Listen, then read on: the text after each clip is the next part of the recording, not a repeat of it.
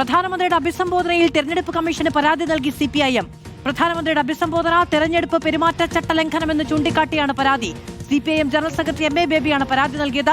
ദൂരദർശനെ രാഷ്ട്രീയ സന്ദേശം നൽകാൻ ഉപയോഗിച്ചതും പ്രധാനമന്ത്രിക്കെതിരെ ഉടൻ നടപടിയെടുക്കണം എന്നുമാണ് ആവശ്യം.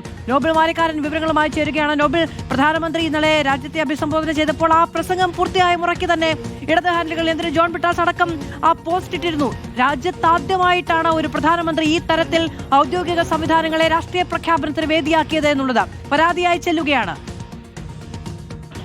മാധു, തെരഞ്ഞെടുപ്പ് കമ്മീഷനിലേക്ക് CPIM ഈ വിഷയത്തിൽ പരാതിയുമായി എത്തിയിരിക്കുകയാണ്. രാവിലെ കോൺഗ്രസും CPI അടക്കമുള്ള പ്രതിപക്ഷ പാർട്ടികൾ ഇതിൽ പരാതി നൽകിയിരുന്നു. പ്രധാനമായും ഈ പരാതിയിൽ പറയുന്നത് ദൂരദർശൻ അടക്കമുള്ള സർക്കാർ സംവിധാനങ്ങളെ ദുരുപയോഗം ചെയ്തു എന്നാണ്. ഇത് ശക്തമായ നടപടി പ്രധാനമന്ത്രിക്ക് എതിരെ വേണം എന്നും ഈ പരാതിയിൽ പറയുന്നു. CPIM വേണ്ടി ജനറൽ സെക്രട്ടറി MA ബേബിയാണ് ഇപ്പോൾ ഈ പരാതി നൽകിയിരിക്കുന്നത്.